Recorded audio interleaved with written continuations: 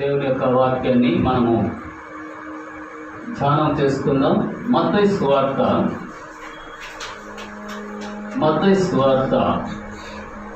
24వ అధ్యాయం.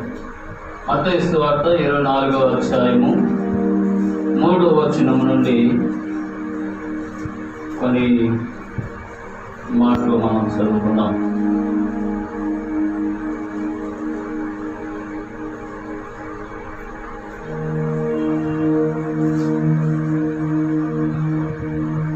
మత్తయి సువార్త 24వ అధ్యాయము 3వ వచనం నుండి 6 వచనాలు మనం చదువుకున్నాం. ఆయన ఒలీవ కొండ మీద కూర్చుండి ఉన్నప్పుడు శిష్యులు ఆయన యొద్దకు ఏకాంతముగా వచ్చి, ఇవి ఎప్పుడు జరుగును? నీ రాకడకును ఈ యుగ సమాప్తికి నీ సూచనలేవి మాతో చెప్పుమనగా, యేసు వారితో ఇట్లనెను, ఎవడును మిమ్మును మోసపరచకుండా చూచుకొనుడి. అనేకులు నా పేరిట వచ్చి నేనే క్రీస్తునని చెప్పి పలువురిని మోసపరచెదరు. మరియు మేము యుద్ధముల గురించి యుద్ధ సమాచారముల గురించి వినబోదురు. మీరు కలవరపడకుండా చూచుకొనుడి. ఇవి జరగవలసి ఉన్నవి కానీ అంతము వెంటనే రాదు. ప్రార్థన చేసుకుందాం. దయగలిగిన మా తండ్రి, పరిశుద్ధాత్మదేవా, యేసయ్యా, మీ బంగారు పాదములకు వందనాలు, స్తుతులు, స్తోత్రాలు చెల్లించుకుంటూ నాయన యేసుక్రీస్తు నామంలో ప్రార్థన చేస్తున్నాం. తండ్రి సహాయం దయచేయండి. ఇంతవరకు మీరు మాకు తోడుగా ఉండి క్షేమంగా నడిపించారు. పాటల ద్వారా మీరు మహిమ పొందారు. మీ స్తోత్రాలు. ఈ సమయంలో తండ్రి మీ వారికి దానం చేసుకుండగా మీ దాసులైనటువంటి నన్ను మీ ఆత్మతో నింపండి, అభిషేకించండి, బలపరచండి. మీ బోరుగా మీరు వాడుకోండి. అయినా ఈ కూడిక మాకు దీవెనకరంగా ఆశీర్వాదకరంగా జరిగించమని మమ్మల్ని అందరూ కూడా మీ సేవలతో ప్రోక్షణం తీసుకుంటూ మమ్మల్ని తగ్గించుకుంటూ మీ నామని మీరు తెలియజేసుకుంటూ ఘనత మహిమ ప్రభావం మీకు ఆరోపిస్తూ యేసుక్రీస్తు నామంలో ప్రార్థించి స్తుతించి అడిగి వేడుకొని చేస్తున్నాం మా తండ్రి. ఆమేన్. ప్రియమైన దేవుని బిడ్డలారా, ఇక్కడ మనం చదువుకున్నటువంటి ఈ యొక్క వాక్య భాగంలో మరి శిష్యులు యేసుక్రీస్తు ప్రభువారి దగ్గరకు వచ్చారు. యేసుక్రీస్తు ప్రభువారు ఆయన ఒలీవ కొండ మీద ఆయన కూర్చుండి ఉన్నప్పుడు శిష్యులు ఆయన యొద్దకు ఏకాంతముగా వచ్చారు. వచ్చి యేసుక్రీస్తు ప్రభువారిని అడుగుతూ ఉన్నారు, ప్రభువా, నీ రాకడకు ఈ యుగ సమాప్తికి నీ సూచనలేవి మాతో చెప్పుమనగా, యేసు వారితో ఎవడునో మిమ్మను మోసపరచకుండా చూచుకొనుడి. అనేకులు నా పేరిట వచ్చి నేనే క్రీస్తునని చెప్పి పలువురిని మోసపరచెదరు.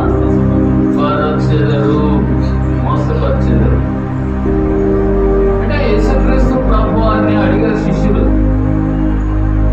అయ్యా, నీ రాకడకు ఈ యుగ సమాప్తికి సూచనలేంటి మాకు చెప్పండి అని యేసుక్రీస్తు ప్రభువారిని వాళ్ళు అడిగారు. అడిగినప్పుడు యేసుక్రీస్తు ప్రభువారు చెప్పినటువంటి మాటలు ఏంటంటే, మొట్టమొదటి మాట 4వ వచనం, ఎవడును మిమ్మును మోసపరచకుండా చూచుకొనుడి. ఎవడును మిమ్మల్ని మోసపరచుకొనకుండా చూసుకోండి. అంటే యేసు ప్రభు యొక్క రాకడలో మరి అనేక మంది ఏం చేస్తారంటే, నేనే యేసుక్రీస్తుని అని చెప్పి మోసం చేస్తారంట. ఏం చేస్తారు? మోసం చేస్తారు. అదే 4వ వచనంలో మనం చదివాం కదా, యేసు వారితో ఇట్లనెను, ఎవడును మిమ్మును మోసపరచకుండా చూచుకొనుడి. అనేకులు నా పేరిట వచ్చి నేనే క్రీస్తునని చెప్పి పలువురిని మోసపరచెదరు. ఇక్కడ మనం గమనించినప్పుడు అనేక మంది అబద్ధపు క్రీస్తులు వచ్చి ఏం చేస్తారు? పలువురిని మోసం చేస్తారంట. నేనే యేసుని చూడండి, నా గాయాలు చూడండి, చేతుల గాయాలు చూడండి, కాళ్ళలో గాయాలు చూడండి, దగ్గరలో పల్లెపోటు చూడండి. సరే, మరి తల మీద ముళ్ళ కిరీటం ధరింప చేసుకున్నప్పుడు కలిగినటువంటి గాయాలు చూడండి అని ఏం చెప్తారంట వాళ్ళు? నేనే యేసుక్రీస్తు ప్రభుని అని చెప్పి పలువురిని మోసపరుస్తారట. అనేక మందిని ఏం చేస్తారు? మోసపరుస్తారు. కనుక జాగ్రత్తగా ఉండాలి.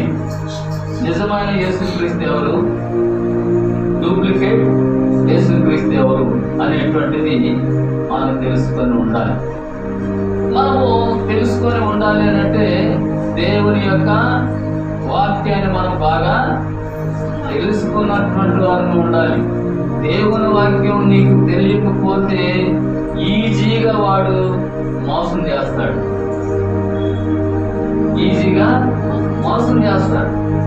ఈ మధ్య కాలంలో దొంగ నోట్లు ప్రింట్ చేశారు. 2000 నోటు చూస్తారా? 2000 నోట్లు సేమ్ డిటో 2000 ఒరిజినల్ ఎట్లా ఉండదో అలాగే డూప్లికేట్ 2000 దొంగ నోట్లు ప్రింట్ చేశారు. అదేవిధంగా 500 రూపాయల నోట్లు కూడా ప్రింట్ చేశారు. సేమ్ అట్టే ఉంటుంది. 500 రూపాయలు ఎట్లా ఉందో, ఏ కలర్లో ఉందో, ఏ సైజ్ ఉందో, పొడవు వెడల్పు ఎంత ఉందో, బొమ్మలు ఎట్లా ఉన్నాయో సేమ్ నెంబర్లన్నీ ఎట్లా ఉందో అట్లాగే తీపేస్తారు. ఎవరు మోసం చేస్తున్నారు? వాళ్ళు ప్రభుత్వాన్ని మోసం చేస్తున్నారు, ప్రజలను కూడా మోసం చేస్తున్నారు కదా. అయితే గవర్నమెంట్ వారే ఊరకే లేరు, పట్టుకున్నారు వాళ్ళని. ఎవరిని? దొంగ నోట్లు తయారు చేసేవాళ్ళని, 2000 రూపాయల నోట్లు తయారు చేసేవాళ్ళని, 500 రూపాయల నోట్లు తయారు చేసేవాళ్ళని పట్టుకున్నారు. పట్టుకొని వారికి వేసే శిక్ష వాళ్ళకి వేశారు. అదే రీతిగా ప్రియమైన దేవులారా, ఇక్కడ కూడా యేసుక్రీస్తు ప్రభువులాగే వస్తాడు వాడు, అపవాదు, అంత్యక్రీస్తు. వాడు ఏం చేస్తాడంటే నేనే యేసుని చూడండి అంట వస్తాడంట వాడు.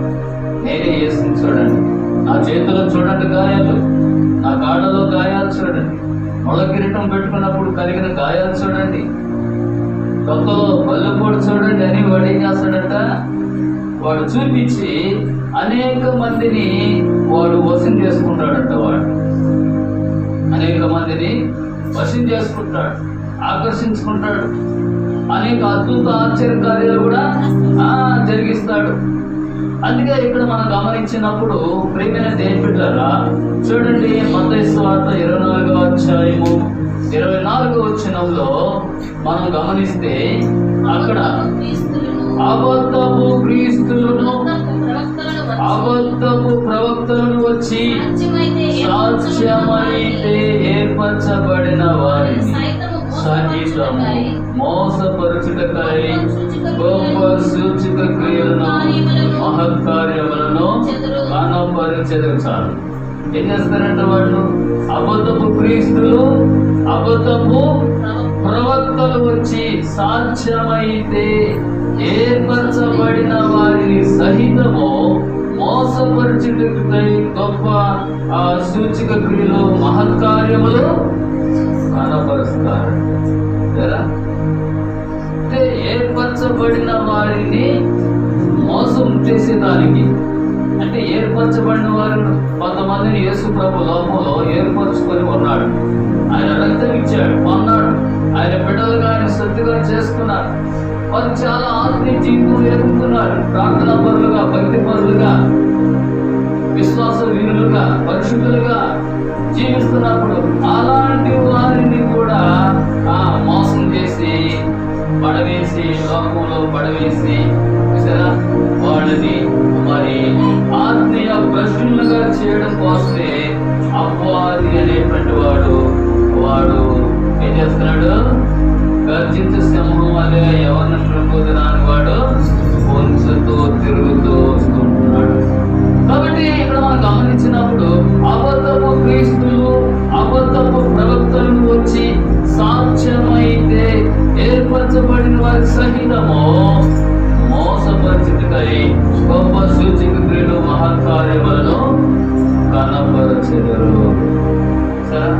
ఏర్పరచబడిన వారిని సహితము మోసం చేస్తాడంట. వాడు ఏం చేస్తాడు? వాడు మోసం చేస్తాడు.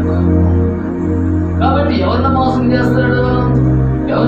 చేస్తాడు?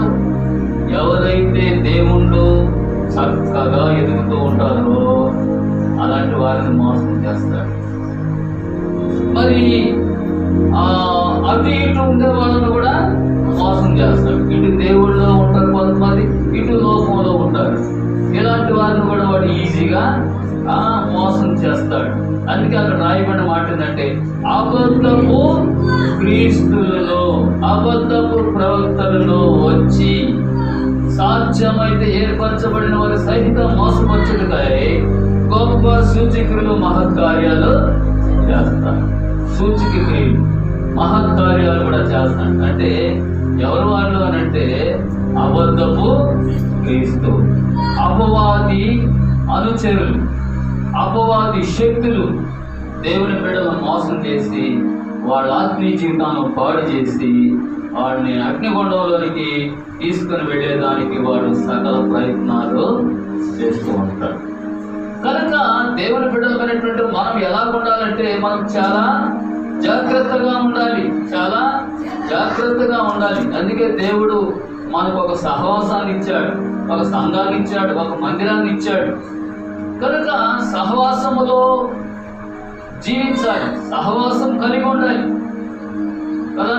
సంఘ సహవాసంలో బైబిల్ స్టడీ ఉంటుంది, సంఘ ప్రార్థన ఉంటుంది, స్త్రీల పరిచర్యలు ఉంటాయి, ఉపవాస ప్రార్థనలు ఉంటాయి, విజ్ఞాపన ప్రార్థనలు ఉంటాయి, ఆదివారం ఆరాధనలు కూడా ఉంటాయి, సండే స్కూల్ పిల్లలకు సండే స్కూల్ పరిచర్యలు కూడా ఉంటాయి.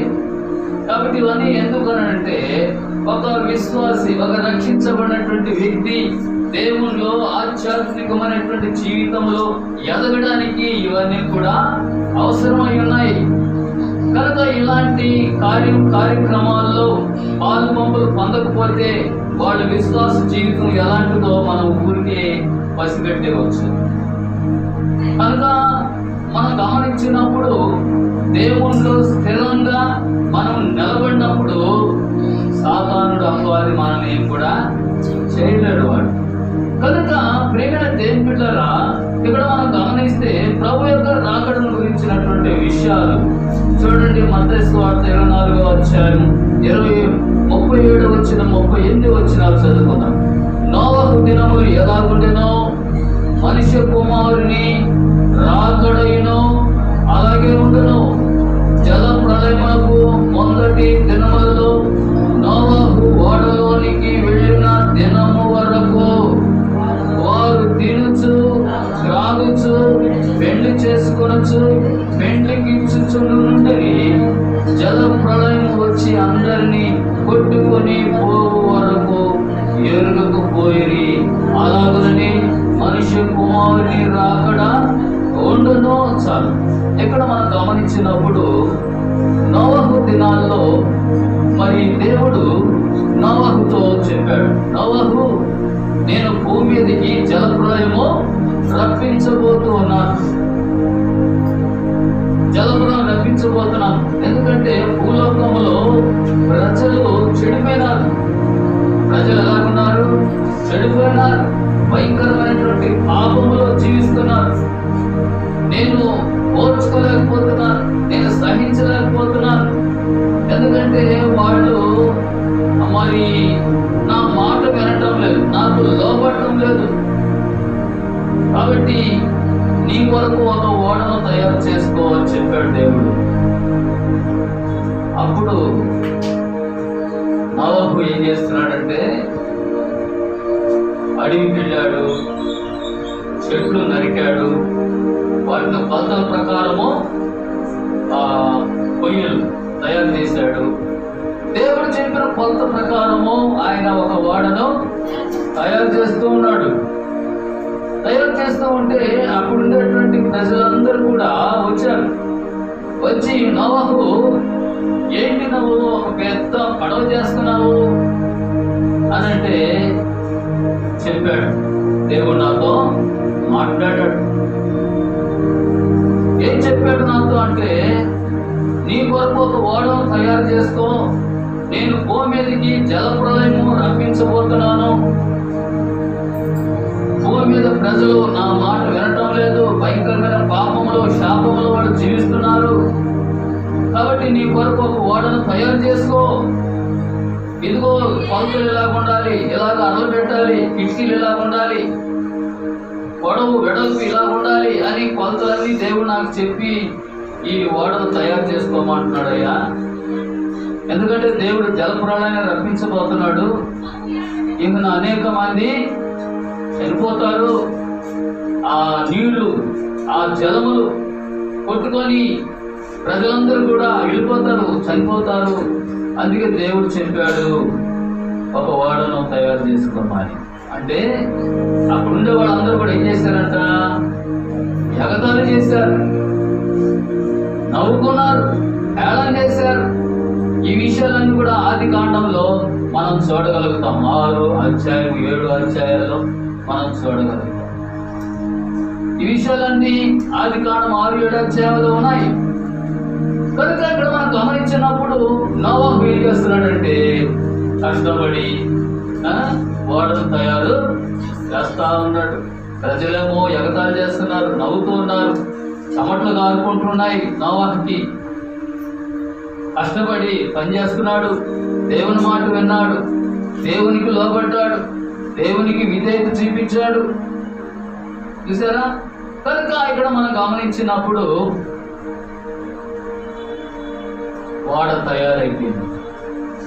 నవాబు ఓడని తయారు చేసేసాడు, అయిపోయింది. ఫినిషింగ్ వర్క్ అంతా కూడా అయిపోయింది. ఇక్కడ ఏం చేస్తున్నాడు? నవాబు ఎక్కేశాడు. ఎక్కడికి? ఓడలోనికి ఎక్కేశాడు. ఓడలోనికి ఎక్కేశాడు. ఎక్కేసిన తర్వాత వాళ్ళందరూ కూడా ఏం చేశారు? 8 మంది 8 మంది వాళ్ళకి ఎక్కేసి అయిపోయిన తర్వాత ఏం జరిగిందంటే జలప్రళయం వచ్చేసింది. పైనుంచి ప్రచండ వర్షము కుమరించబడుతూ ఉంది. భూమిలో నుండి నీళ్లు ఓటలు పైకి వస్తా ఉన్నాయి.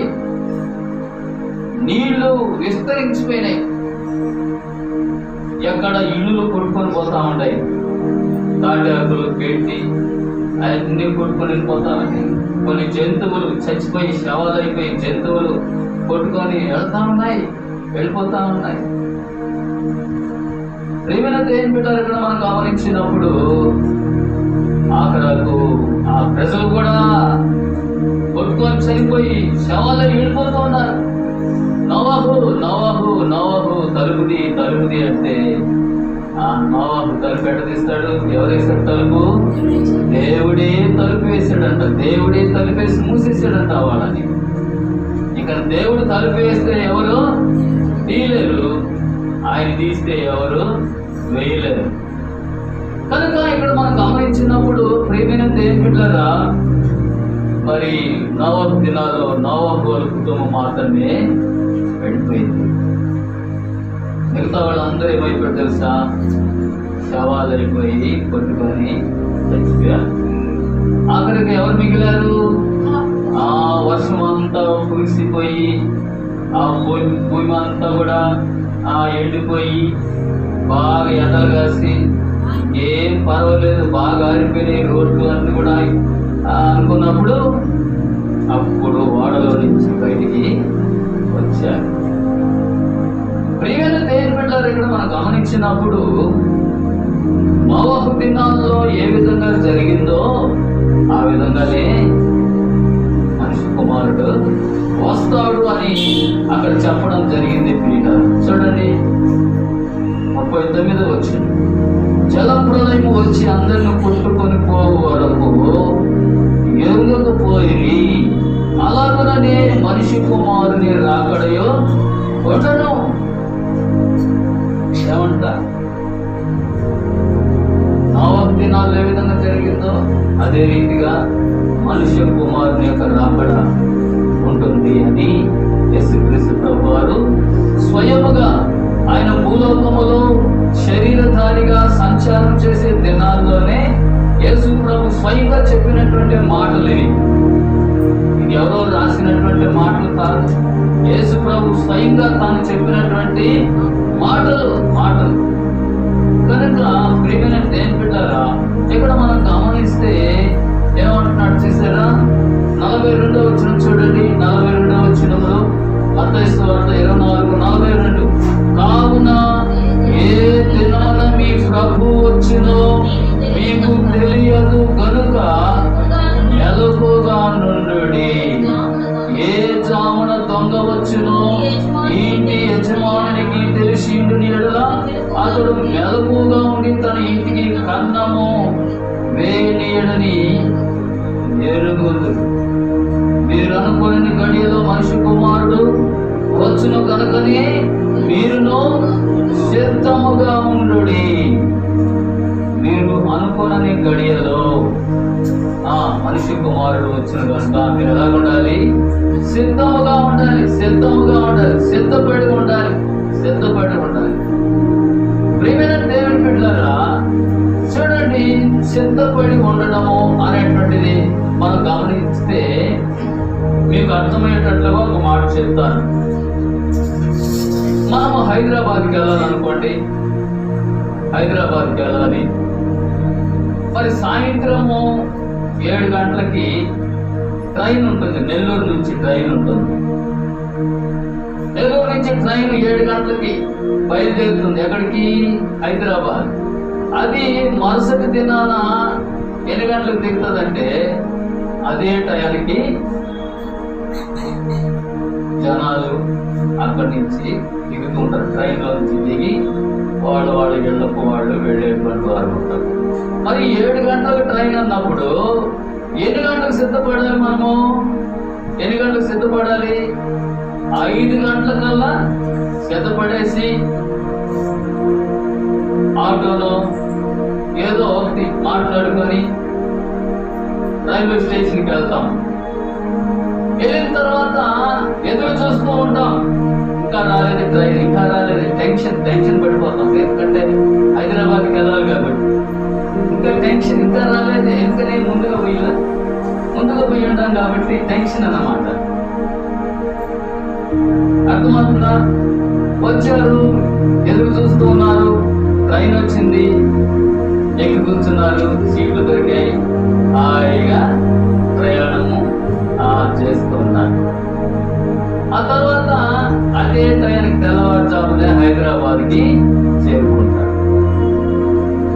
ఇది సురక్షితమైనటువంటి ప్రయాణం, సిద్ధపడి ఉండడం అనేటువంటిది.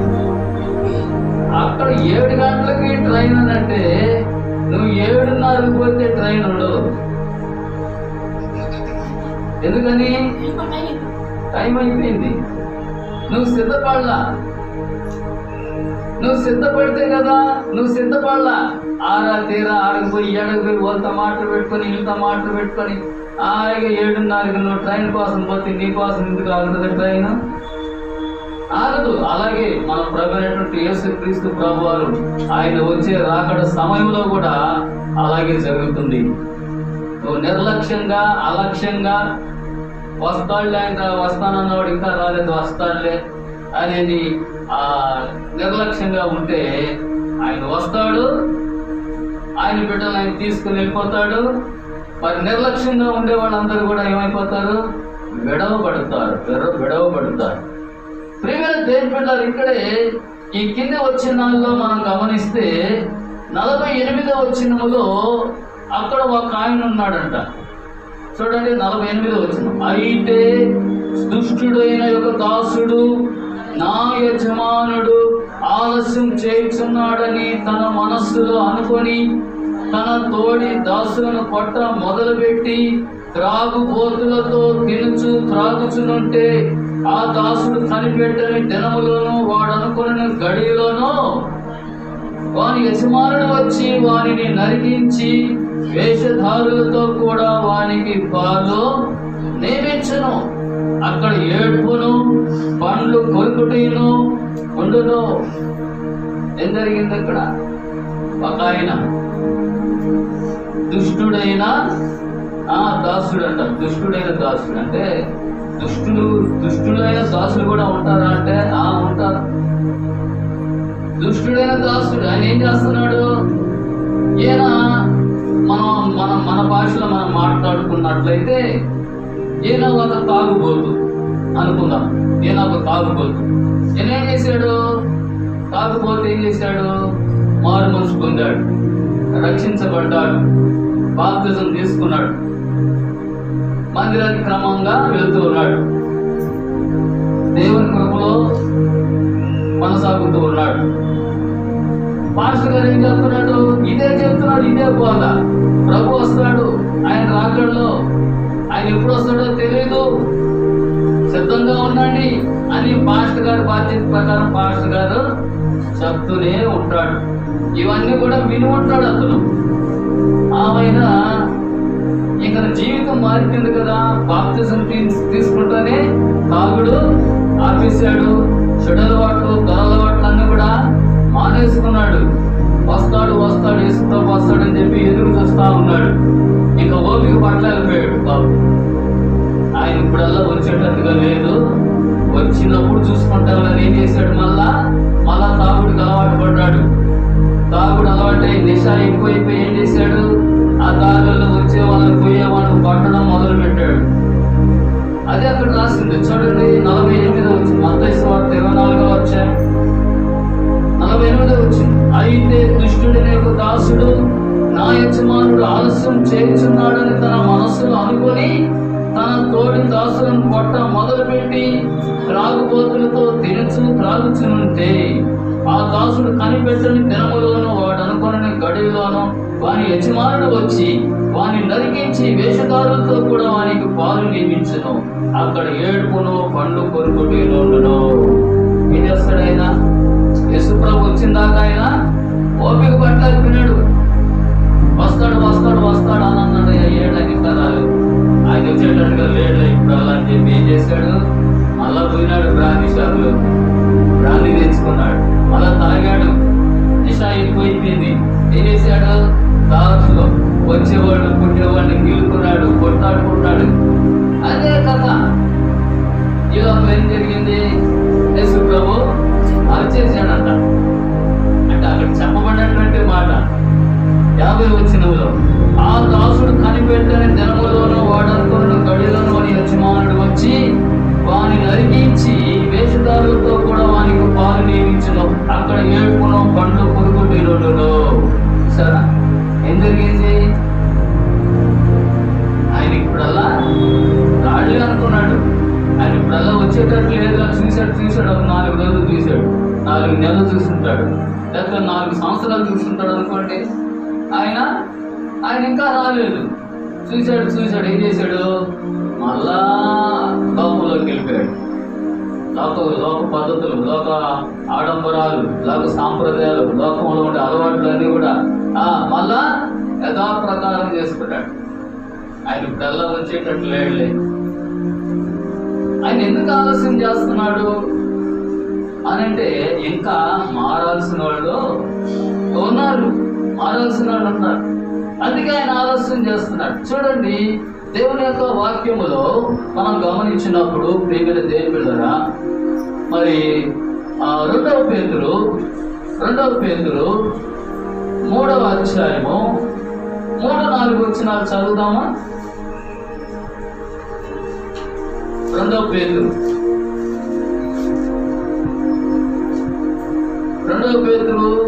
3వ అధ్యాయము 3-4 వచనాలు. అక్కడ కొంతమంది వచ్చి ఏమంటున్నాడు తెలుసా? వాళ్ళు ఏది యేసు ప్రభు వస్తాడు అంటున్నాడు. ఆయన ఇప్పుడల్లా రాడేమోలే. చూడండి, చదువుదాం. 2వ పేతురు 3వ అధ్యాయం 3-4 వచనాలు.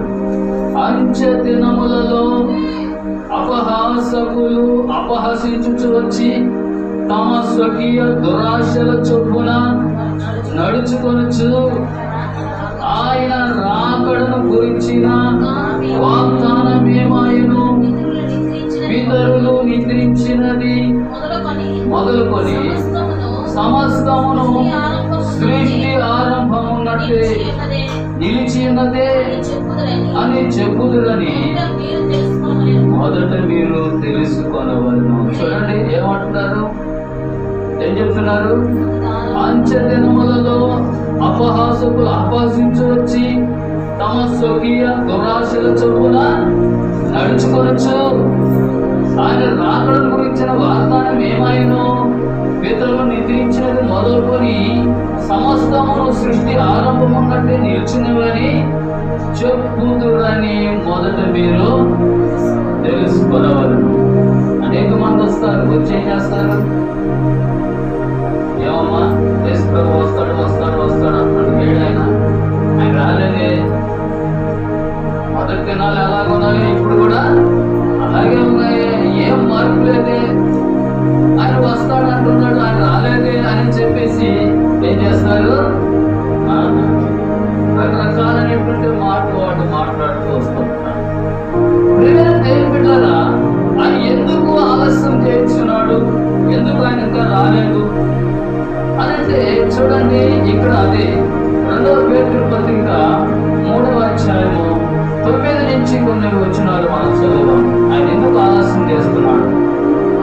అందరూ ఆలస్యమని ఎంచుకున్నట్టు ప్రభు తన వాగ్దానముల గురించి ఆలస్యము చేయువాడు కాడు గాని ఎవడును నశింపవలనని హింసయింపక అందరూ మారు మనస్సు పొందవాలని కోరుచు మీ ఎడల దీర్ఘశాంతము గలవాడై ఉన్నాడు.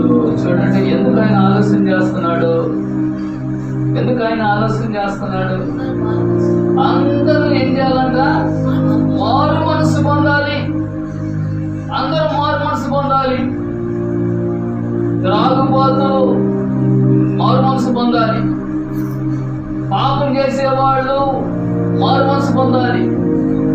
దొంగతనాలు చేసేవాళ్ళు మారు మనసు పొందాలి. తప్పుడు పనులు చేసేవాళ్ళు మారు మనసు పొందాలి.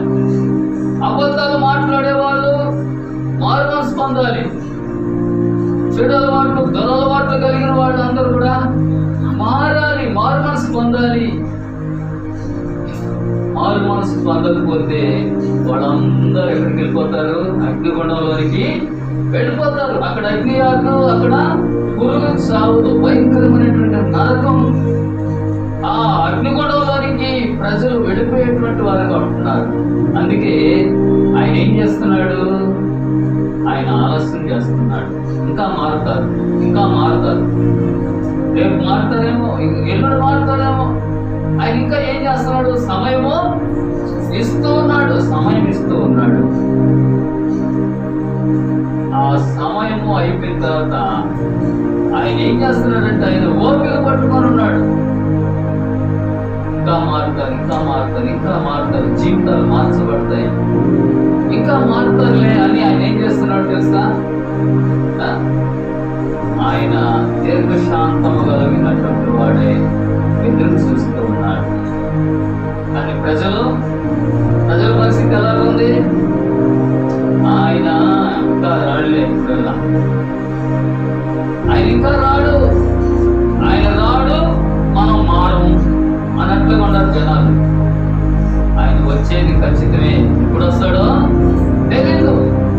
అందుకే నీ జీవితం, నా జీవితం, మన జీవితాలు ఏం చేయాలి? మార్చబడాలి. అదే ఆయన ఉద్దేశం. అందుకే ప్రభు అక్కడ వాక్యంలో చెప్పబడినటువంటి మాటలు, కొందరు ఆలస్యమును ఎంచుకున్నట్లు ప్రభు తన వాగ్దానముల గురించి ఆలస్యం చేయవాడు కాడు గాని ఎవడను నశింపవలనని ఇచ్చయింపక అందరూ మారు మనసు పొందవాలని కోరుచు మీ ఎడల దీర్ఘశాంతం గలవాడై ఉన్నాడు. ఒకవేళ ఆయన వచ్చేసాడు అనుకోండి, ఇంకా రక్షణ మారు మనసు పొందిన వాళ్ళు చాలా మంది ఉన్నారు. వాటి పరిస్థితి ఏమిటి అంటే వాళ్ళందరూ కూడా అగ్నిగుండంలోనికి, నరకంలోనికి వెళ్ళిపోతారు. అందుకే దేవుడు ఏం చేస్తున్నాడు? వాళ్ళకి ఇంకా అవకాశము ఇస్తున్నాడు. మారండి, మారండి, మారండి అని. పిలుస్తున్నాడు. ప్రయాసపడి భారం మోసుకుంటున్న సమస్త జనులారా నా యొద్దకు రండి, నేను మీకు విశ్రాంతి కలుగజేస్తాను. నేను సాత్వికుడును, దీన మనసు గలవాడును కనుక మీ మీద నా కాడి ఎత్తుకొని నా యొక్క నేర్చుకోండి, అప్పుడు మీ ప్రాణములకు విశ్రాంతి కలుగునని మరి మత్తయి సువార్త 11వ అధ్యాయం 28, 29 వచనాల్లో యేసు ప్రభు పిలుస్తూనే ఉన్నాడు. యెషయా గ్రంథంలో అంటాడు, లోబడిన వాళ్ళని ప్రజల వైపు ఆయన దినమెల్లా చేతులు చాచి పిలుస్తున్నాడు. ప్రియమైన దేవుని బిడ్డలారా, ఎందుకు అంటే మారుతారు, నా బిడ్డలు మారుతారు, నా బిడ్డలు నశించిపోకూడదు, మారాలి, వాళ్ళ పద్ధతులు మారాలి, చెడలవాట్లు దొరలవాట్లు మానుకోవాలి, పరిశుద్ధులుగా జీవించాలని ఆయన ఏం చేస్తున్నాడంటే ఆయన ఆలస్యం చేస్తా ఉన్నాడు. చూడండి, దేవుని యొక్క వాక్యంలో మనం గమనిస్తే ప్రియమైన దేవుని బిడ్డలారా,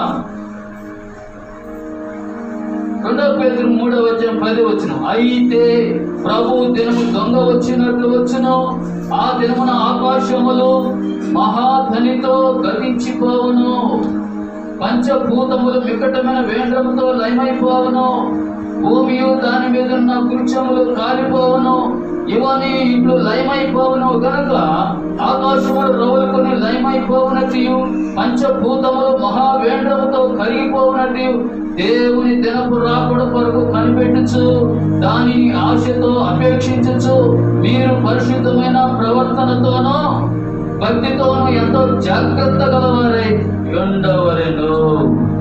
ఎలా ఉండాలంట దేవుని పిల్లలు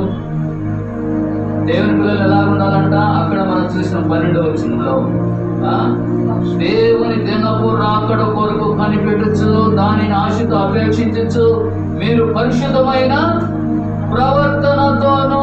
పరిశుద్ధం నీ ప్రవర్తన, నా ప్రవర్తన, మనందరి ప్రవర్తన ఎలా ఉండాలంట? పరిశుద్ధంగా ఉండాలి ప్రవర్తన. మన ప్రవర్తన పరిశుద్ధంగా లేకపోతే ఆయన రాకడలో మనం ఎత్తబడలేదు. అనేక మంది ప్రవర్తన ఎలాగుంది లోకంలో మనం గమనిస్తే ప్రవర్తన బాగాలేదు, ప్రవర్తన సరిగా లేదు.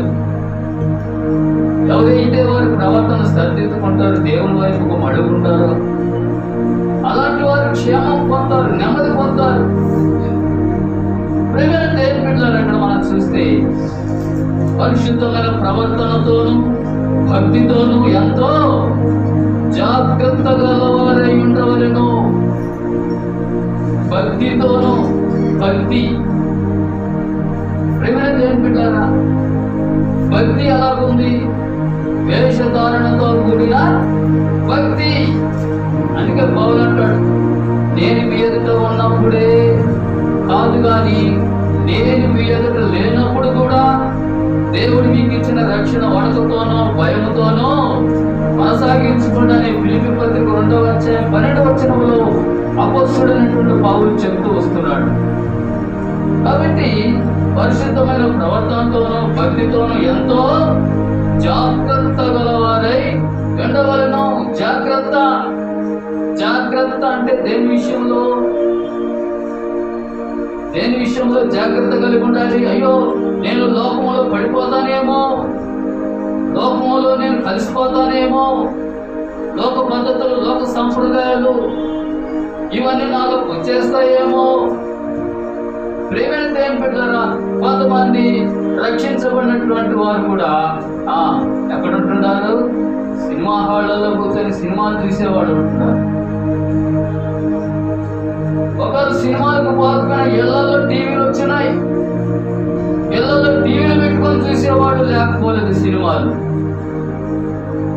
టీవీలు లేకపోయినా పర్వాలేదు, సెల్ ఫోన్లు వచ్చేస్తున్నాయి.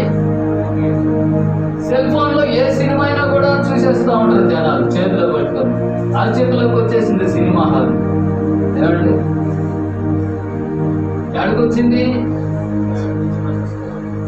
ఎక్కడికొచ్చిన చెట్టు కింద కూర్చున్నా కూడా సినిమా చూసుకోవచ్చు. ఏమండి,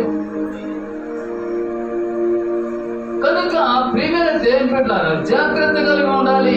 అయ్యో నేను లోకంలో పడిపోతానేమో, లోక పద్ధతుల్లో లోక సాంప్రదాయాల్లో లోకంలో కలిసిపోతానేమో అనేటువంటి భయము కలిగినటువంటి వారుగా ఉండాలి. అదే వాక్యం చెప్పేది అక్కడ.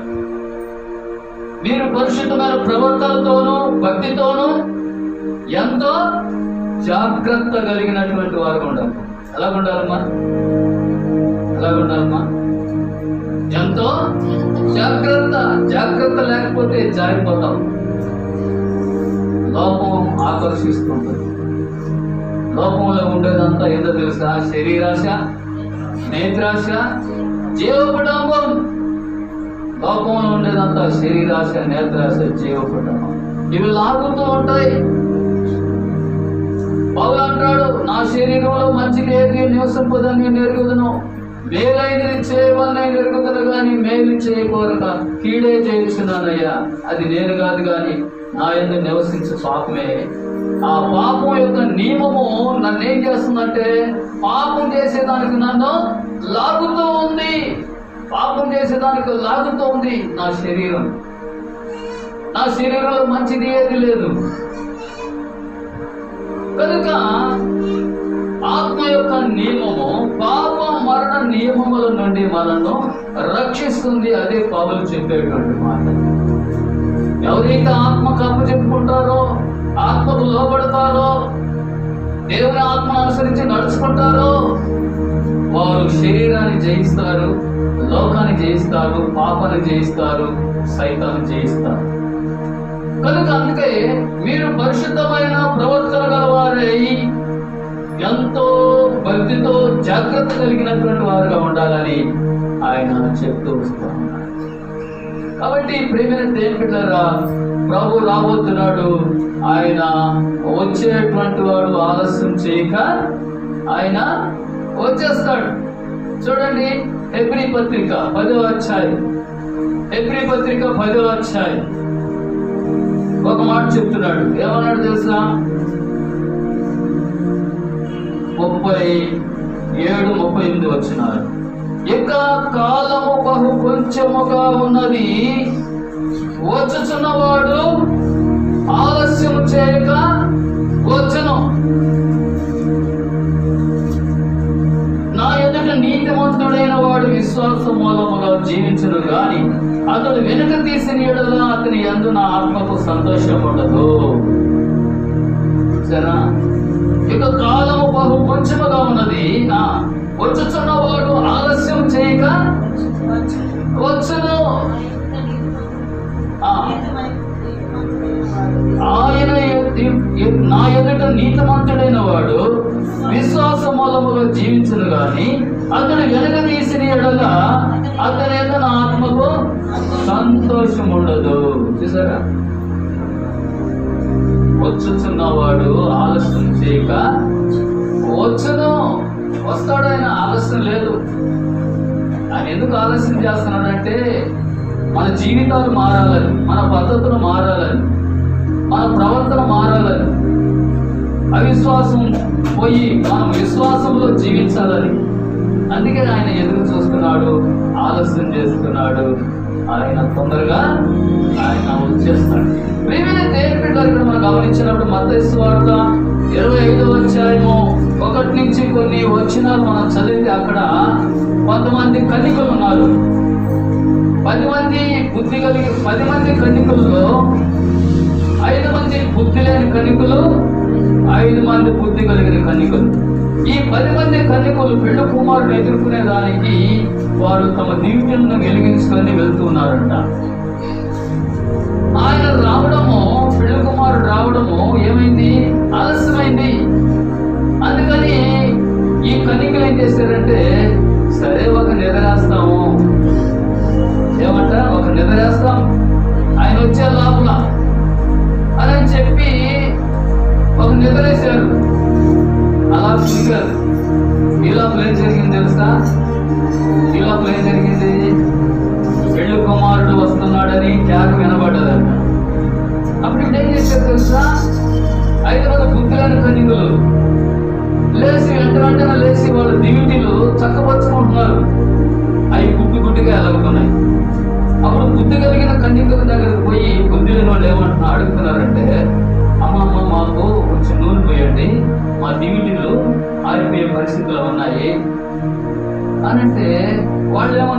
ఇది మీకు మాకు చాలు, మీరు పోయి కొనుక్కోపోండి అని చెప్పారు వాళ్ళు.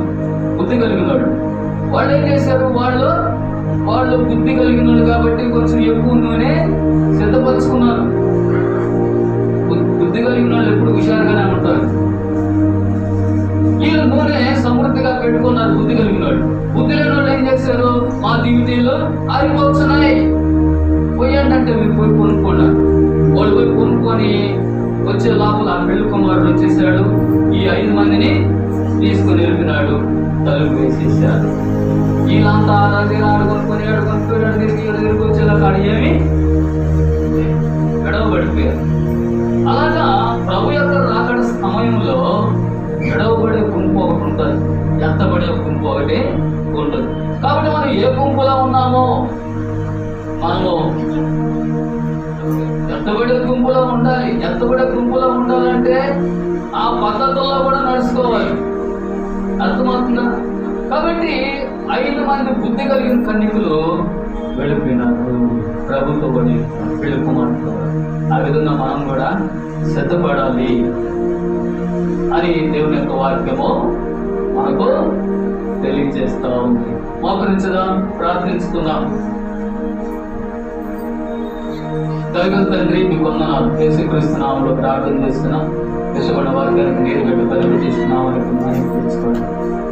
నేను మీ వాక్యాలకు లోబడి మీ వాక్యానుసారంగా ప్రతి ఒక్కరు జీవించడానికి ప్రబలించింది. మీ రాకడలో ప్రతి ఒక్కరు ఎత్తబడి నేను మీతో కూడా పరలోక రహస్యములో ప్రవేశించడానికి సహాయం తెచ్చి, ఇదిగో నేను త్వరగా వచ్చుచున్నాను అని చెప్పారు నాయన. మీకు స్తోత్ర. ప్రకటన గ్రంథం 22వ అధ్యాయం 7వ వచనములో మీరు చెప్పారు, ఇదిగో నేను త్వరగా వచ్చుచున్నాను.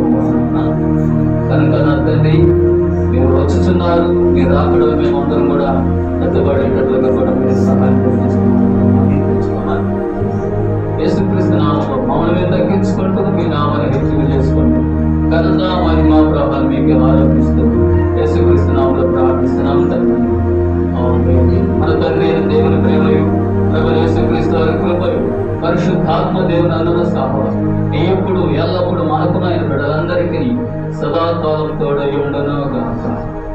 ఆమేన్.